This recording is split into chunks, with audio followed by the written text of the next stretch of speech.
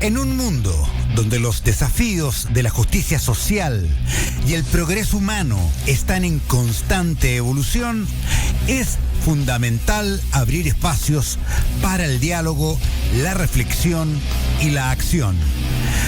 Aquí comienza Diálogos de Humanidad, Derechos Humanos, Democracia y Desarrollo, junto a Robinson Fuentes. Amigas, amigos, buenas tardes, muchas gracias por su sintonía. Aquí estamos en el segundo capítulo de Diálogos de Humanidad. Reciban mi más cordial saludo y desde ya aprovecho de introducir a nuestro episodio de hoy. Este va a ser el primer episodio de una serie de 2 partes, donde vamos a hablar sobre una introducción a los derechos humanos y vamos a hacer algunas preguntas iniciales para entrar al tema. Y en este primer capítulo particularmente contamos con la grata compañía de Patricia Tarre-Moser, a quien presento. Buenas tardes, Patricia, un gusto tenerte aquí. ¿Qué tal, Robinson? Un placer también. Muchísimas gracias por la invitación. A ti por aceptarla. ¿Desde dónde nos ves, Patricia? Desde Costa Rica. Perfecto. Saludos para Costa Rica entonces y a todas las personas que nos están viendo. Bueno, brevemente señalar que Patricia es abogada y se ha especializado en el ámbito de los derechos humanos a tal punto que trabajó por más o menos una década en la misma Corte Interamericana de Derechos Humanos. Ella también es graduada summa cum laude del Máster en Derecho Internacional de los Derechos Humanos de la Universidad de Notre Dame en Estados Unidos. Muchas gracias nuevamente por estar aquí, Patricia.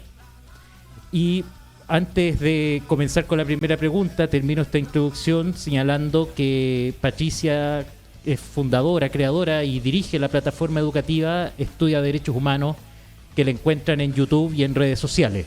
Y recomiendo que le echen una mirada, por cierto. Dicho eso, Patricia, y vaya qué bello, qué bonito empezar un programa con esta pregunta. La primera pregunta, y tenía que ser esta pregunta, es: ¿qué son los derechos humanos? ¿Cuál es su fundamento? ¿Por qué tenemos derechos humanos? Buenísimo, Robinson. Sí, qué bonito empezar esta discusión con esa pregunta, que además debo advertir que no es tan fácil responderla, ¿no? Pero bueno, haré mi mejor esfuerzo. Los derechos humanos son las garantías que tenemos todas las personas, digamos, de tener una vida con una calidad de vida suficientemente buena. Esa es como la definición que yo doy, de que entiendo como para que todo el mundo pueda entenderla, ¿no? Entonces, ¿qué quiero decir con todas las personas? Quiero decir todos los seres humanos, todos los homo sapiens, no importa qué, no importa dónde estén, no importa su sexo, raza, religión, nacionalidad, si cometieron un crimen o no lo cometieron, todas las personas tienen estas garantías. ¿A qué me refiero con garantías? Bueno, me refiero a estas obligaciones que tienen los demás y los estados particularmente de asegurarnos ciertas condiciones. Entonces, no es que tenemos derecho a vivir en una mansión con todos los lujos y todas las cosas que nos podemos imaginar, pero son unas cosas básicas, unas condiciones básicas para que nuestra vida sea lo mejor posible. Eso pienso que es una definición básica después de qué son los derechos humanos. Perfecto, Patricia, muchas gracias. Y consulta, estos derechos, ya que estamos hablando del derecho a un nivel mínimo de vida, ¿son derechos que yo me tengo que ganar en base al mérito? Ahí puede haber una primera pregunta o contrapregunta más bien. Y una segunda es que justamente en base a lo mismo, existen ciertos tipos de derechos distintos a los derechos humanos que corresponden a una contraprestación, por así decirlo. Hablemos en las relaciones comerciales. Si yo compro un producto, tengo derecho a que se me entregue un producto de calidad y útil porque yo pagué por él y es a cambio de haber pagado por él y viceversa, ¿no? ¿Funcionan con la misma lógica los derechos humanos? ¿Hay semejanzas? ¿Hay diferencias? No, los derechos humanos no funcionan con la misma lógica de lo que acabas de explicar, de un derecho que se genera por algo. Porque los derechos humanos los tienen todas las personas desde el momento en que nacen, digamos. Entonces, no hace falta hacer más nada excepto nacer. A menos que que pongamos como lo que hay que hacer, que sea nacer, ahí pudiera ser similar, pero si no, no hay que hacer nada, digamos, no tienes que cumplir 18 años, no tienes que saber leer y escribir, no, todas las personas tienen derechos humanos. Obviamente hay derechos que tienen algunas restricciones, por ejemplo, ahorita yo dije cumplir 18 años, y bueno, uno piensa en el derecho al voto, que en la mayoría de los países tiene una restricción de más o menos a los 18 años, es que puedes ejercer el derecho. Bueno, ok, hay una restricción. Ahí vamos a ver si esa restricción es compatible o no con los derechos políticos, que es el derecho, como el derecho más grande que protege el derecho a votar. Y en la mayoría de los estados y en los estándares internacionales dicen, bueno, una restricción de edad tiene una finalidad de asegurarse de que las personas que voten tengan cierta educación, raciocinio, tiempo de vida, ¿verdad? Para que tomen una decisión informada, etcétera. Entonces, es razonable que haya una restricción. O sea, que una persona tenga un derecho no significa que este derecho es absoluto, que no puede tener ninguna restricción. No, no es así. De hecho, la mayoría de los derechos humanos no son absolutos, sino que tienen posibles restricciones, ¿no? Pero, en todo caso, la base es que todos tenemos todos los derechos humanos. No importa, no tenemos que hacer nada antes. Perfecto, Patricia. Bueno, probablemente alguien nos pueda estar mirando en vivo en este minuto o escuchando, y alguien probablemente que nunca haya hablado o ha oído hablar de este tema. Digamos que estos asuntos no todos los días se tratan en los medios de comunicación cotidianamente. A alguien le va a saltar el siguiente tema. Y si no hay que hacer nada para tener derechos humanos, ¿cuál es el papel de los deberes? ¿Podemos hablar de, es una palabra inventada, deberes humanos? Bueno, típicamente no se utiliza ese término, sin embargo no significa que no existan, ¿ok? Porque claro, al todas las personas tener derechos humanos, tenemos que asegurarnos de que esos se respeten. ¿Y cómo nos aseguramos? Bueno, a través del comportamiento de las demás personas, ¿ok? Entonces, si las personas se tienen que comportar de una manera para que no se violen los derechos humanos de las otras, entonces, digamos, por allí se extrae, digamos, una obligación general de actuar de forma acorde con los derechos humanos. En la práctica, esto se traduce en leyes en los países, ¿no? Los estados a nivel internacional se comprometen a garantizar los derechos humanos y a nivel interno eso lo traducen en leyes. Entonces, por ejemplo, si yo, estado chileno, me comprometí a respetar el derecho a la vida y a tomar medidas para que no se viole el derecho a la vida en mi país, a nivel interno esto implica de que el Estado va a tipificar el homicidio, por ejemplo. Y entonces para nosotros como ciudadanos implica que nosotros no podemos cometer un homicidio, ¿ok? Entonces, si bien típicamente no se habla de deberes humanos, sí existen y se traducen en la obligación que tenemos nosotros de cumplir con las leyes de nuestro país. Perfecto, Patricia. Muchas gracias por esa respuesta y vamos a ir a nuestra primera pausa musical y es importante señalar que ha sido Patricia, nuestra invitada, quien ha escogido esta canción que es de Fito Páez, quien aprovecho de señalar que mañana está de cumpleaños a todo esto. La canción que viene a continuación se llama 11 y 6 de Fito Páez desde Woodstock, la casa del rock.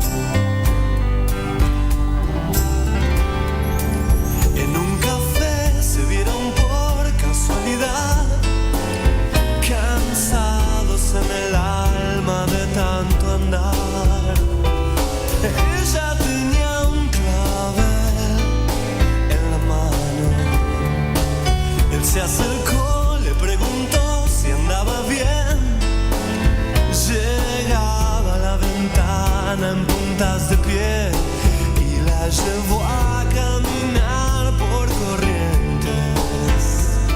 Miren todos, ellos solos pueden más que el amor y son más fuertes que el limbo.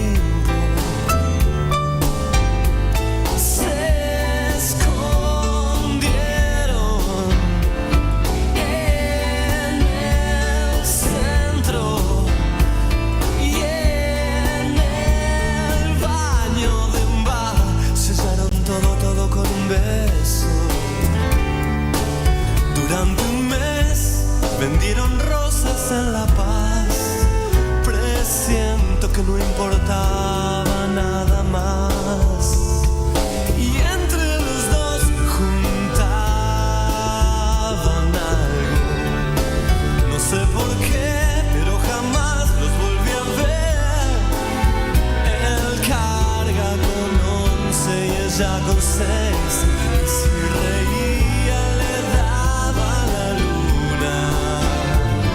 Miren todos, ellos solos pueden más que el amor y son más fuertes que el limbo. Se escondieron en el centro y en el baño de un bar. Sellaron todo con un beso.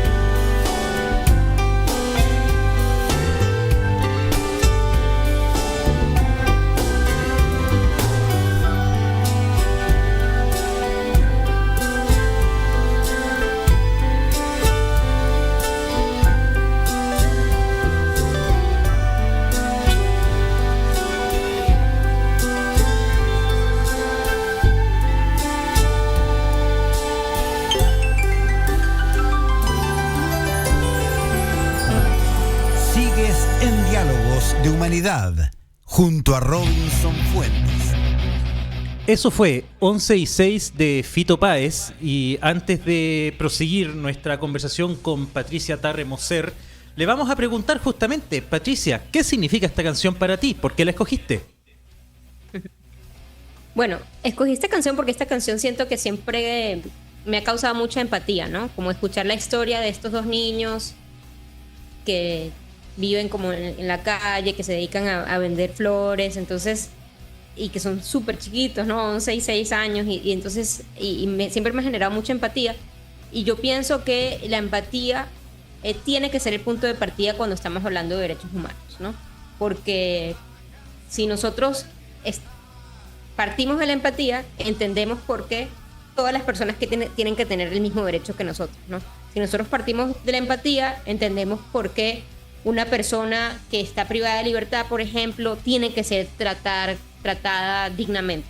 Si nosotros partimos de la empatía, entendemos la lógica detrás de los derechos humanos. Perfecto, Patricia. Muchas gracias por tu respuesta. Y bueno, vamos a todo esto, antes de ir a la segunda pregunta. Este es nuestro segundo capítulo, pero nuestro primero con persona invitada. Por ende, aprovecho de avisarles que en todos los programas quienes asistan como invitados e invitadas van a tener la opción de escoger una canción, porque siempre es bueno preguntarles a activistas de derechos humanos qué música acompaña, cuál es su banda sonora, ¿no? Dicho eso, vamos a la siguiente pregunta. ¿Qué características tienen los derechos humanos? Bueno, ya lo hemos venido hablando, quizás no diciendo las palabras claves, pero la primera es que son universales, ¿no? Y con esto me refiero a que todas las personas tienen derechos humanos. Y todas las personas, no importa en qué país, raza, religión, género, todas las características intrínsecas de la persona no pueden condicionar que una persona tenga o no tenga derechos humanos. Todas tienen, son universales. La segunda característica es que son inalienables. Esto quiere decir que los derechos humanos no se pueden renunciar, ¿no? Uno tiene los derechos humanos y no son renunciables. Entonces, por ejemplo, en términos prácticos, eso quiere decir que uno no puede firmar un contrato renunciando a un derecho. Un ejemplo, si yo tengo un trabajo y tengo, o sea, como es un trabajo normal, ¿verdad? Y entonces tengo el derecho al salario, que eso es parte de lo que está protegido en el derecho al trabajo, y yo digo, no, yo renuncio mi derecho al salario o a las pensiones. No se puede renunciar, ¿no? ¿Y por qué se hace de esta manera? Justamente para que las personas que estén en una situación de necesidad no puedan ser presionadas hasta el punto de que tengan que renunciar a un derecho. No se puede, ¿okay? Entonces ya dijimos, universales, inalienables. Otra característica es que los derechos humanos son intrínsecos a la naturaleza humana, o sea, y todas están muy relacionadas. Entonces, ¿eso qué quiere decir? Que si por el simplemente ser una persona, pues ya tienes derechos humanos. Entonces son, digamos, yo diría las 3 características principales. Obviamente seguro se me están pasando varias, pero pienso que estas son las 3 que más nos hablan de esta naturaleza de los derechos humanos. Perfecto. Y mira, justamente para continuar esa conversación sobre las características, mira, la primera tiene que ver con una que mencionaste, que este carácter inalienable o irrenunciable, si se quiere. ¿Eso implica una obligación de ejercer los derechos? Que es una pregunta interesante. No implica una obligación de ejercer los derechos. Sin embargo, pudieran haber regulaciones que se relacionan con derechos humanos que tienen obligaciones. Y me refiero, aquí el ejemplo que estoy pensando es que en algunos países, no sé cómo es en Chile, existe una obligación de, por ejemplo, votar. O sea, siempre, porque sé yo, en Venezuela, yo soy venezolana a pesar de que vivo en Costa Rica, se dice que el derecho al voto es un derecho y un deber, pero hay países como Perú que te pueden multar si no votas, ¿no? Entonces, si bien es un derecho humano poder participar en las elecciones a través del voto, realmente que el hecho de que sea obligatorio en ese país no es contrario, digamos, al esquema de derechos humanos, pero tampoco es como que es una regla para los derechos. No es como que si no los ejerces se pierden. Por ejemplo, pensemos en libertad de expresión. Libertad de expresión incluye lo que yo estoy diciendo aquí, pero también lo que tú hablas en tu casa. Obviamente, normalmente nadie te va a restringir lo que estás hablando en tu casa, pero sobre todo lo vemos como expresiones que se hacen en medios de comunicación. Si tú normalmente nunca te has expresado en un medio de comunicación, no significa que no tengas derecho a la libertad de expresión. Igual lo tienes, ¿no? Y si un día quieres hacerlo, perfecto. Es decir, no hay que continuar ejerciendo los derechos para que no se pierdan. Porque simplemente son inherentes a la persona. Por el hecho de que tú seas persona, ya los tienes. De acuerdo, perfecto. Y Patricia, mira, de repente también se mencionan, entre características se habla de que son indivisibles e injerarquizables. No sé si pudiéramos profundizar brevemente esos puntos también. Sí, claro. Eso se refiere a una explicación un poco histórica, que es que los derechos humanos, no lo he dicho hasta el momento, pero han sido protegidos por instrumentos internacionales. O sea, los estados se han ido poniendo de acuerdo para proteger los derechos humanos en instrumentos internacionales. Primero hicieron la Declaración Universal y en América hicimos la Declaración Americana de Derechos Humanos y luego se hicieron tratados internacionales que son obligatorios. Entre que se hizo la Declaración Universal en 1948 y se empezaron a hacer los tratados obligatorios de obligatorio cumplimiento, pues se profundizó la Guerra Fría. Y con la Guerra Fría hubo la razón, digamos, detrás y estaba acompañado de una visión diferente del mundo. Por un lado, el bloque de Estados Unidos, el bloque capitalista, consideraba que los derechos humanos más importantes eran los derechos civiles y políticos, como el derecho al voto, a la libertad de expresión, vida, integridad, libertad personal, mientras que el bloque de la Unión Soviética o bloque comunista, pues más bien se iban por los derechos económicos, sociales y culturales, como el derecho al trabajo, el derecho a la cultura, el derecho a la educación. Y entonces, este contexto de la Guerra Fría terminó pasando que se hicieron dos tratados diferentes. El Tratado de Derechos a nivel de Naciones Unidas, el Tratado de Derechos Civiles y Políticos y por otro lado el Tratado de Derechos Económicos, Sociales y Culturales. Y esto también generó discusiones de cuáles derechos son más importantes. Porque claro, alguna gente decía, es que sin la vida no puedes ejercer ningún derecho. El derecho, garantizar el derecho a la vivienda es demasiado costoso. Entonces, ¿cómo vamos a equipararlo con el derecho a la libertad de expresión? Entonces empezaron a surgir todas esas discusiones y el consenso que se llegó es que no, que todos los derechos están en el mismo nivel, ¿no? Que no hay uno que prela sobre otro. Y además que son indivisibles, porque realmente los derechos están muy relacionados. Por ejemplo, tomemos el derecho a un medio ambiente sano. El derecho a un medio ambiente sano termina estando muy relacionado con el derecho al agua, porque si lo que se contaminó es el agua, bueno, se te afecta el derecho al agua y el derecho a un medio ambiente sano. Y si además tú te tomaste esa agua y te enfermaste, se te afecta el derecho a la salud, que también es tu integridad personal. Y si te moriste, vida. Están todos muy relacionados, ¿no? Entonces por eso que se habla que son interdependientes y que están todos en la misma categoría. Muchas gracias, Patricia. Perfecto. Dicho eso, prosigamos con la siguiente pregunta. ¿Quiénes tienen derechos humanos? ¿Quiénes son titulares de derechos humanos?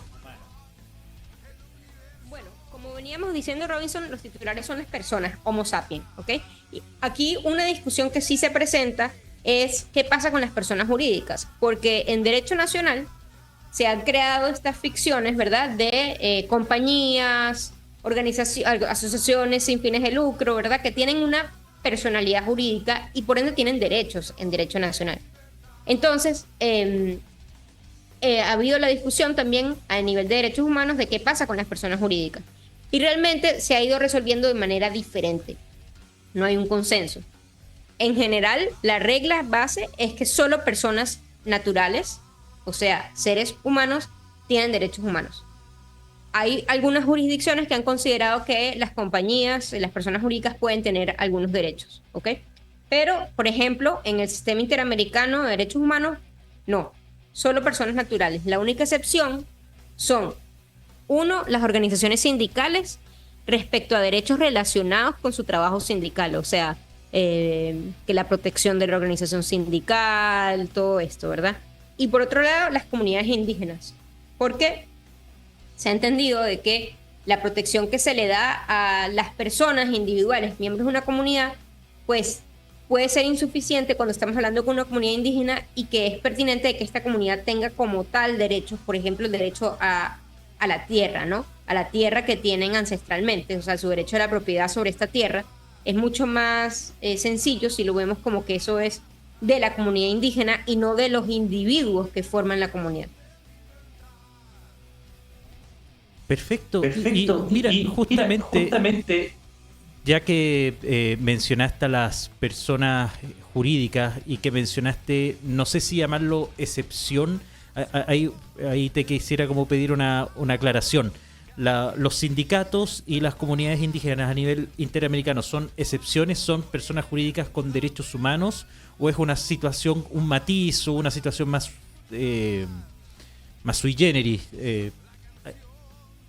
Pienso que sería como una situación más sui generis, porque probablemente los sindicatos sí sean personas jurídicas como tal a nivel nacional, pero las organizaciones, las comunidades indígenas no necesariamente lo son.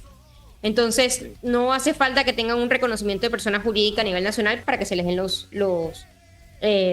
para que se le reconozca la titularidad de derechos a nivel interamericano. Perfecto.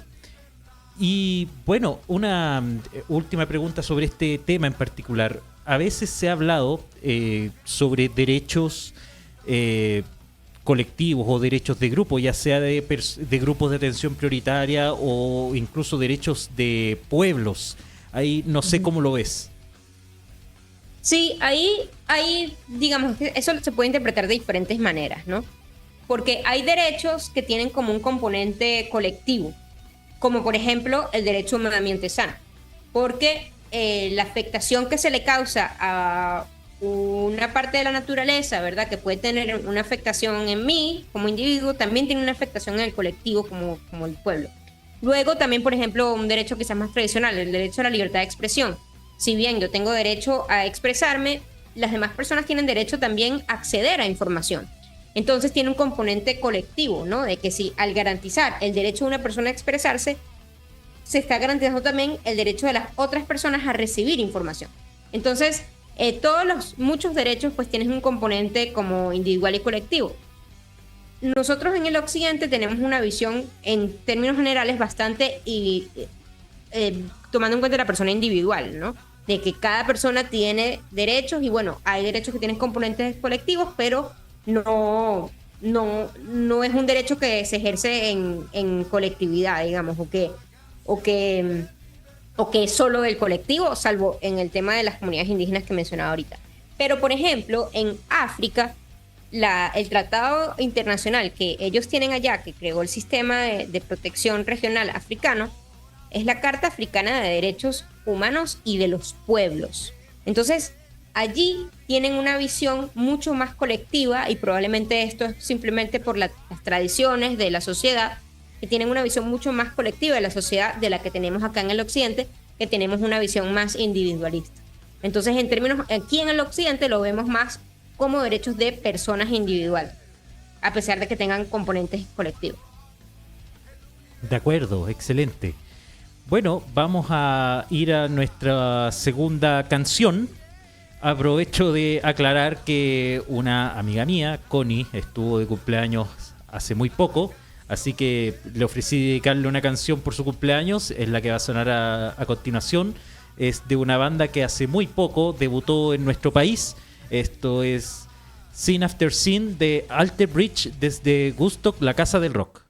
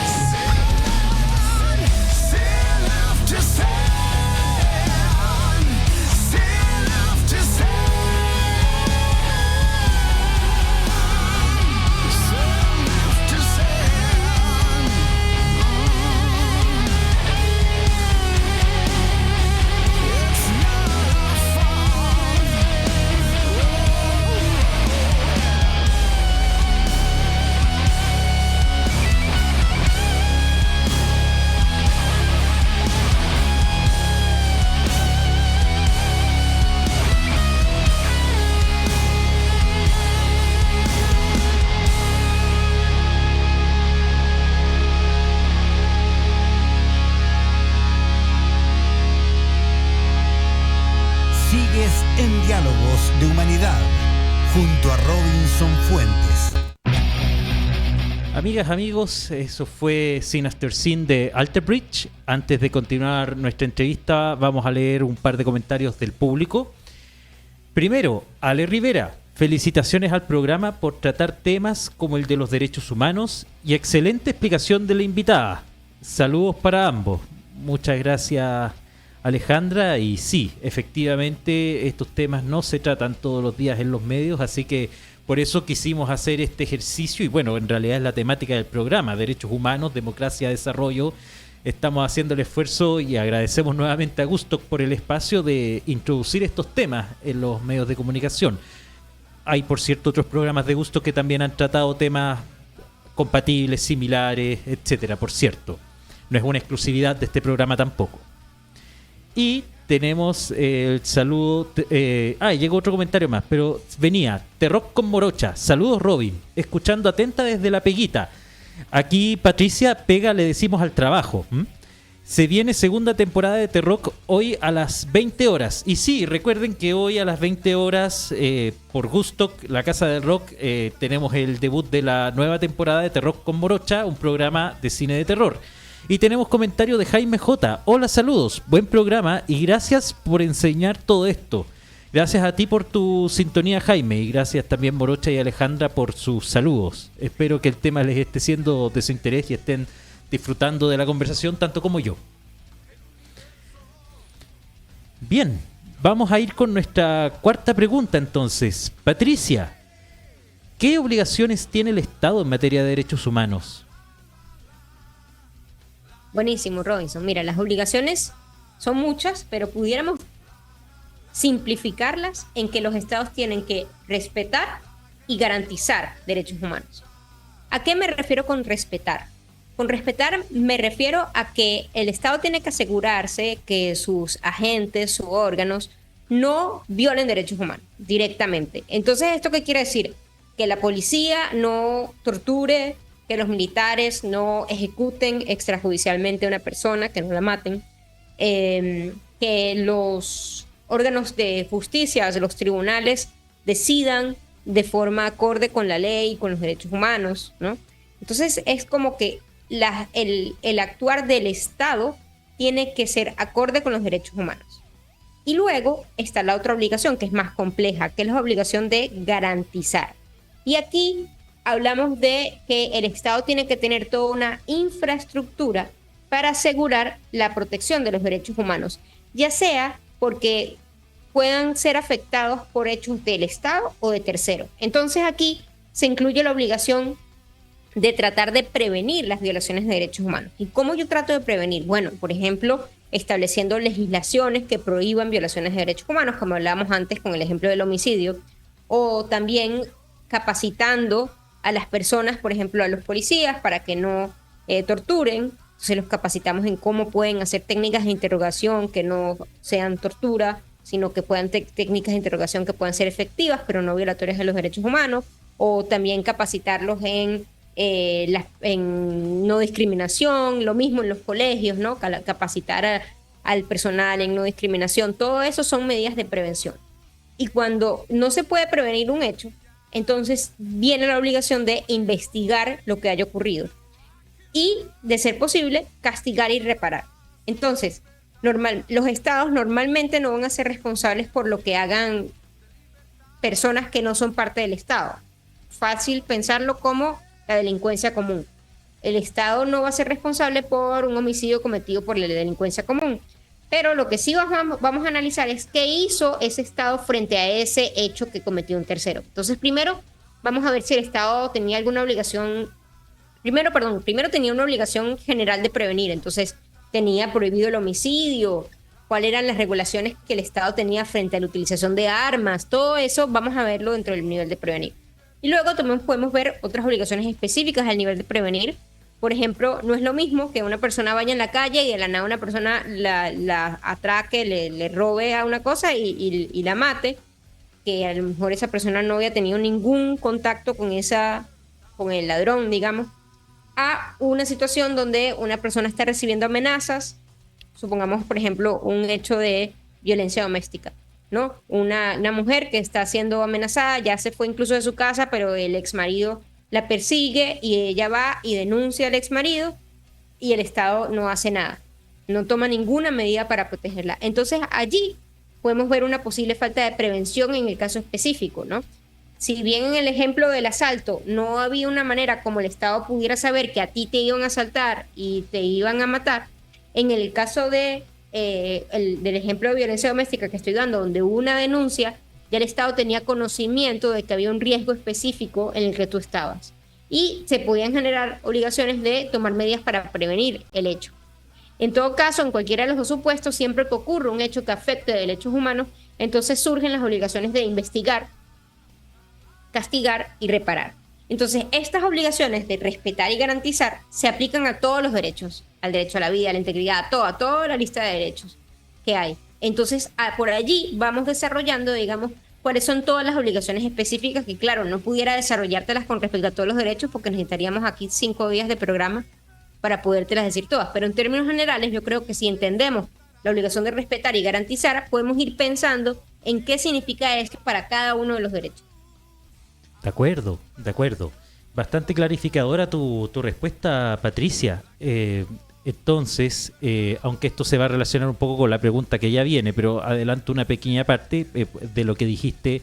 Entonces, si hay una vulneración de un derecho por parte de agentes no estatales, como puede ser un particular, etcétera, incluso agentes estatales pero que no están en un acto de servicio, pueden estar de vacaciones en su tiempo libre, pero puede haber un incumplimiento de obligaciones del Estado, ya sea por no prevenir, por no investigar, si es que entendí bien, ¿no? Pudiera verlo, sí, pero es una cosa que hay que analizarlo con mucho cuidado. Es decir, cuando estamos ante un acto estatal, si el acto lo cometió un agente estatal en ejercicio de su autoridad, digamos, es más fácil la atribución, ¿no? Subimos, listo. En cambio, si es un acto de un tercero, vamos a ver, para el hecho de prevenir, tenemos que ver si el Estado sabía o tenía que haber sabido del riesgo. Y que este riesgo puede ser un riesgo real e inminente. Es decir, yo no es suficiente, por ejemplo, que, no sé, yo empiece a recibir amenazas en mis videos de YouTube, ¿no? Y yo le digo al Estado, mira, estoy recibiendo estas amenazas. Realmente ahí habría que analizar, este es un riesgo real. Es un riesgo, digamos, porque hay una amenaza, pero es real. Eso realmente se vuelve un riesgo para la vida de Patricia, ¿no? Hay que preguntarse esas cosas. Es diferente a que yo reciba amenazas en mi casa, porque ya, por ejemplo, saben dónde vivo, ¿no? Entonces se va analizando todo ese tipo de cosas, cuál es el conocimiento que tenía el Estado y si era posible para el Estado prevenir la situación. En todo caso, siempre cuando estamos hablando de actos que cometieron terceros, va a ser una obligación de medios y no de resultados. O sea, lo que se va a ver es qué fue lo que trató de hacer el Estado y si actuó de manera razonable. No si ocurrió o no ocurrió el hecho. Y aquí me explico un poco más. Cuando hablamos de una obligación de resultados es, la policía no puede ejecutar a alguien, ¿ok? No puede simplemente matar a una persona porque sí. Entonces, vemos a una persona que la mataron porque sí, ya, se violó el derecho, ¿ok? En cambio, en el deber de prevenir, el Estado tiene que hacer lo posible por prevenir un homicidio cuando conoce que había un riesgo. ¿La persona murió? Sí. ¿Eso significa que se violó el derecho? No lo sé. Tenemos que ver qué hizo el Estado. A lo mejor el Estado invirtió un montón de recursos y trató de hacer todo lo posible para que a mí no me pasara nada. Pero aún así no me pasó. Pensemos, por ejemplo, qué sé yo, en el asesinato de Kennedy. Probablemente, bueno, justamente ese es como hay mucha gente que opina que el Estado sí estuvo involucrado, pero digamos un asesinato de un presidente donde fue de la nada y tenía todo el esquema de seguridad y aún así sucedió. Es difícil que pudiéramos decir que eso fue culpa del Estado, porque el Estado estaba haciendo todo lo posible para proteger la vida de esa persona. Entonces es una cosa que hay que analizarla en el caso concreto. Buenísimo el ejemplo de Kennedy, claro. ¿Quién tiene más seguridad que un presidente de Estados Unidos? Y bueno, desgraciadamente igual ocurrió el hecho. Patricia, antes de ir a nuestra siguiente pregunta, y ya para ir cerrando este tema de los deberes del Estado, claro, varios de los ejemplos que se dieron tuvieron que ver de alguna manera con formas de delincuencia común. Y yo sé que efectivamente la obligación de garantizar es amplia y se abre un enorme abanico. Pero ¿podrías decirnos, aunque sea someramente, algo sobre cómo opera el deber de garantizar respecto de ciertos derechos prestacionales, llamémoslo derechos sociales, etcétera? Si nos pudieras decir algo ahí en ese tema. Sí, claro. Por ejemplo, no sé si pensemos en un ejemplo, el derecho a la educación, ¿no? Entonces, por un lado está el deber del Estado de no impedir que las personas accedan a la educación, ¿no? Entonces, por ejemplo, qué sé yo, hay un caso en la Corte Interamericana de unas niñas haitianas, o de origen haitiano, perdón, en República Dominicana, que no estaban pudiendo acceder a la escuela porque no tenían documentos de identidad, y no tenían documentos de identidad porque sus padres, si mal no recuerdo los hechos, ¿verdad? Pero algo así como que sus padres no tenían estatus legal migratorio en República Dominicana, entonces no podían tener documentos, entonces las niñas no estaban teniendo acceso a la educación.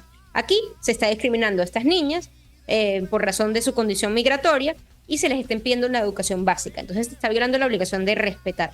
Pero en cambio la obligación de garantizar este tipo de derechos económicos, sociales y culturales, aquí vamos a ver es como las medidas más generales que toma el Estado para garantizar el derecho. Entonces, por ejemplo, si la persona, medidas de regulación para asegurarnos que la educación sea de calidad, medidas de asegurar los mínimos la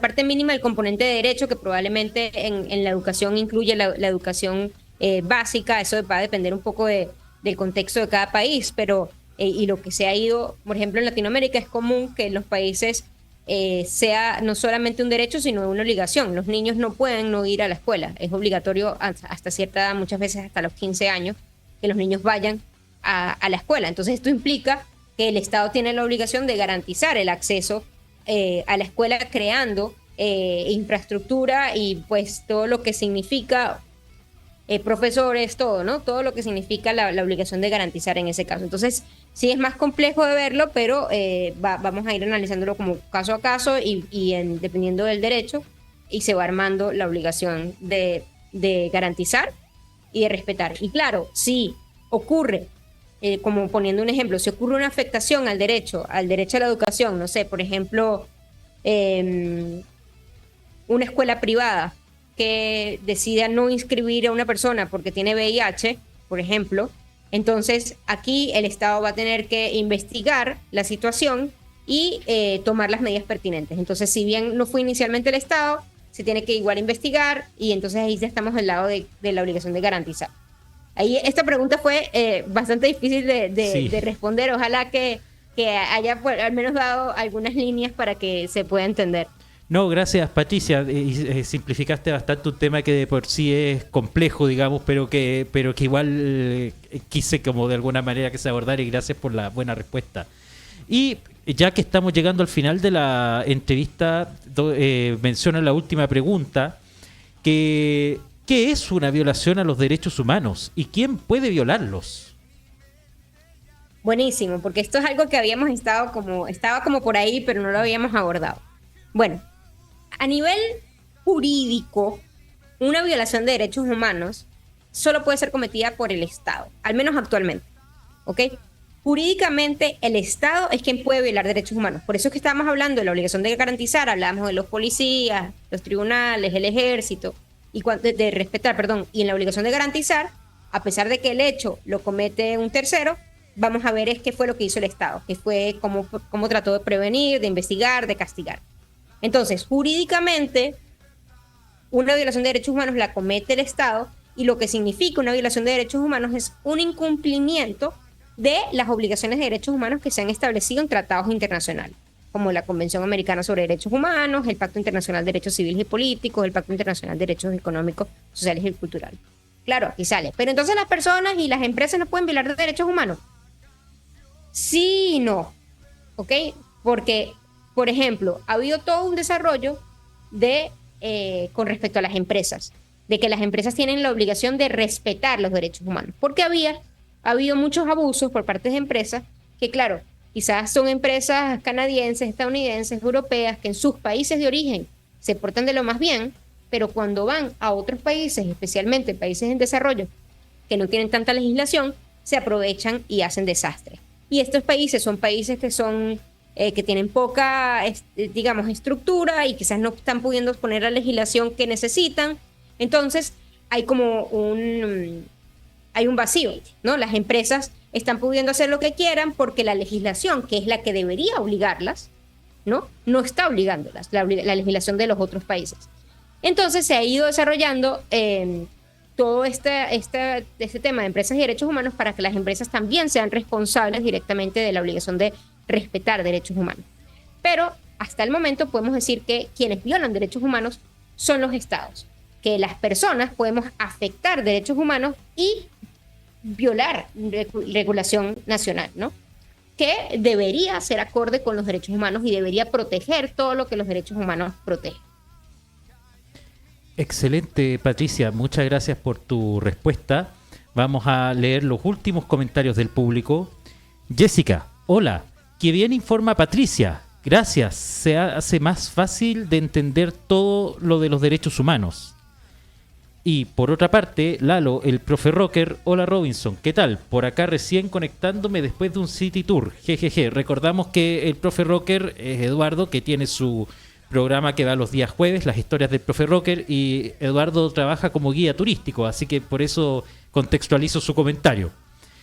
Y bien, como una manera ya de empezar a despedirnos, ya viene a las 5:30 Tania Stock con Rockeros Subterráneos, y a eso a las 5:30 dejo anunciada la temática también del siguiente episodio, que vamos a continuar y terminar este ciclo que iniciamos hoy con otro invitado, Felipe Viveros, abogado, educador en derechos humanos y mediador, con quien vamos a terminar este ciclo introductorio de qué son los derechos humanos. Bien. Recuerden que pueden seguir a Diálogos de Humanidad en Facebook, Instagram, Threads y X, lo que antes se llamaba Twitter. Aprovecho de dar un agradecimiento, un saludo que debía haberlo dado en nuestro capítulo anterior, nuestro capítulo de estreno, a Romina y a Felipe, quienes diseñaron el logo del programa. Muchas gracias por su sintonía, y aprovecho de darte la palabra a Patricia Tarremoser, a quien nuevamente agradezco el que haya estado aquí, y por favor si puedes decirnos, sobre todo para quienes te escuchan por primera vez, ¿dónde encontramos Estudia Derechos Humanos?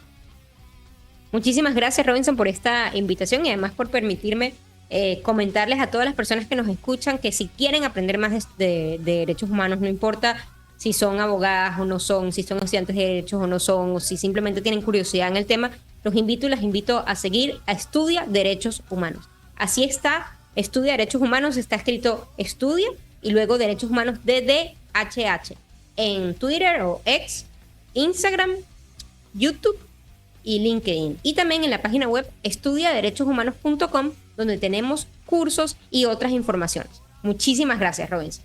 Gracias a ti, Patricia, y recuerden que en las publicaciones de redes sociales donde se anunció esta entrevista por parte de Diálogos de Humanidad están etiquetadas las redes sociales de Estudia Derechos Humanos, y se señala su página web si es que lo quieren buscar allí también. Y dicho todo eso, bueno, me despido, que el rockabilly, el glam, el hard rock, el progresivo, el grunge, el blues, el metal, la psicodelia y el hard rock nunca falten en sus vidas. Esto es, aprovechando que hoy es el cumpleaños de Steve Harris, y también estamos esta semana recordando un nuevo aniversario del fallecimiento de Clive Burr, ambos bajista y líder y ex baterista respectivamente de Iron Maiden, banda que se presentará en noviembre en nuestro país. Nos vemos en la ruta.